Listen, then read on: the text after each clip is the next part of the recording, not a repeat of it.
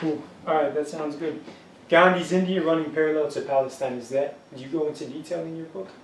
Non-violence in Gandhi? I talk about what nonviolence actually means. Gotcha. Okay. And I think there's a lot of confusion on that topic. True. Okay. In Mandela, South Africa, how does it run parallel and differentiate with Palestine? Is there a book you can recommend for me? Has anybody written a book broadly detailing the different occupations, how they were resolved, and how it, can compare to Palestine's situation? I would say some things have been written, but not much that actually compares the situations. But the situations had their similarities, but there's a fundamental difference, and the fundamental difference is not trivial. It goes back to your very first question. You talked about the international community and what it can and what it can't do, or will and won't do. The international community fairly early on had resolved that the way to end the situation in South Africa was for there to be one state between the indigenous black population and the white European population. There should be one state. And that's what happened. Right, and so the full force, the full pressure of the international community, when it was brought to bear, it was to impose a one-state solution. But the international community, in the case of Israel-Palestine, has endorsed two states. And that position of the international community remains entrenched.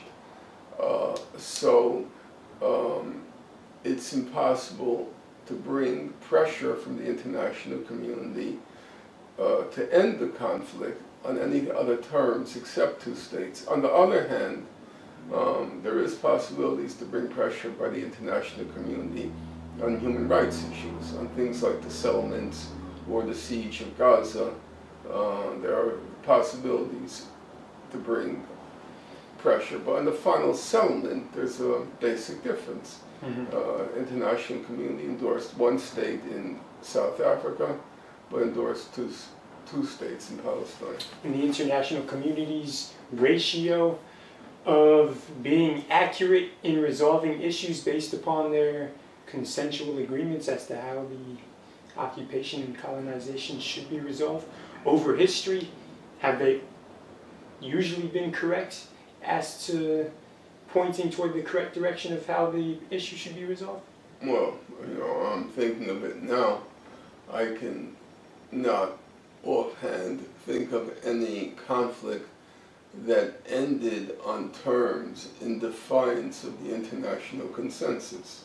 Okay, so that's at some point, as I said, no people can succeed on their own.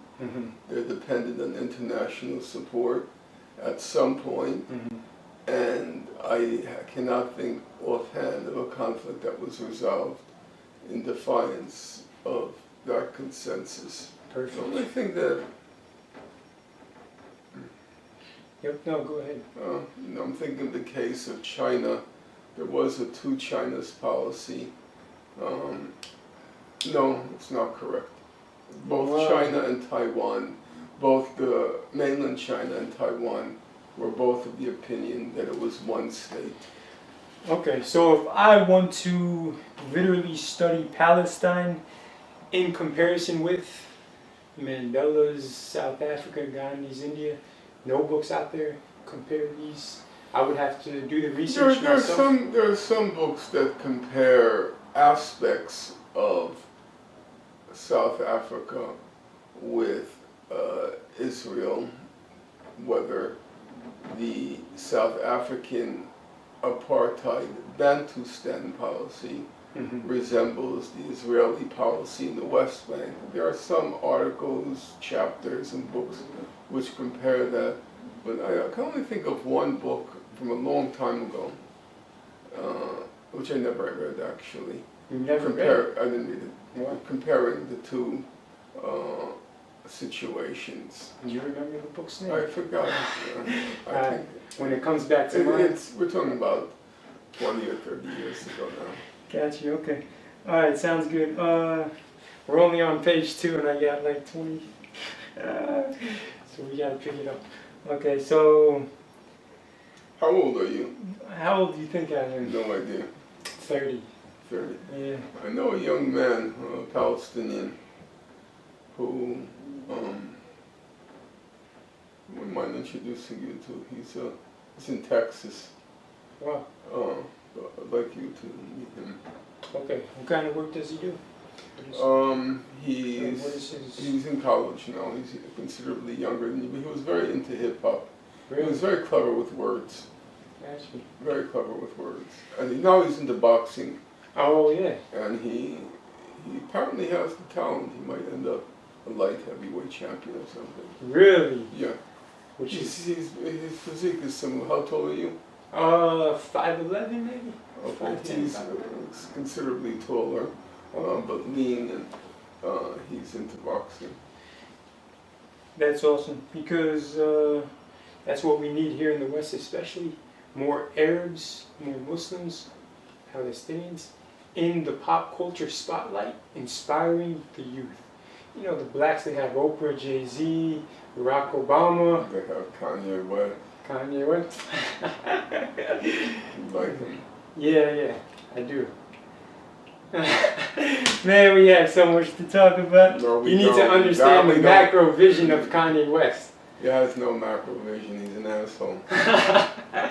Have you watched interviews of him on YouTube? Have you I gotten in-depth feeling? I have no interest. Then you can't judge. I have no interest in brain dead people. All right, let's self-promoting, narcissistic, brain dead imbeciles. We can. A disgrace to the human race. Oh my goodness. His intentions are good. Who cares about his intentions? Intentions is everything. No, intentions is nothing. Deception is having bad intentions but showing off like you're good. That's horrible. Good intentions, having good intentions but acting like you're fucked up.